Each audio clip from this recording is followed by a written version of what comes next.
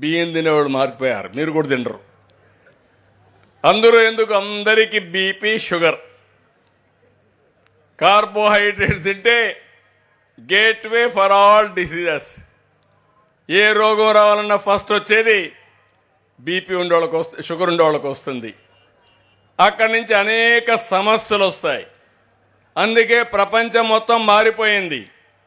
పళ్ళు తింటున్నారు, కూరగాయలు తింటున్నారు, ఎగ్ తింటున్నారు, మిల్లెట్స్ తింటున్నారు. ఇలాంటి కూరగాయలు లేకుంటే ఆకుకూరలు ఇవన్నీ తినే పరిస్థితికి వచ్చారు. అందుకే ప్రధానమంత్రి కూడా సజ్జలు, జొన్నలు, కొర్రలు, రాగులు ఇలాంటి తినే పరిస్థితికి వచ్చారు. ఇంకా ఒక అడ్వాన్స్కి వెళ్ళిపోతున్నారు. ఎక్కువ ఫిష్, ప్రాను, అక్వాకల్చర్, మీట్ లేకపోతే డైరీ ప్రోడక్ట్స్ ఇవి తినే పరిస్థితికి వచ్చారు.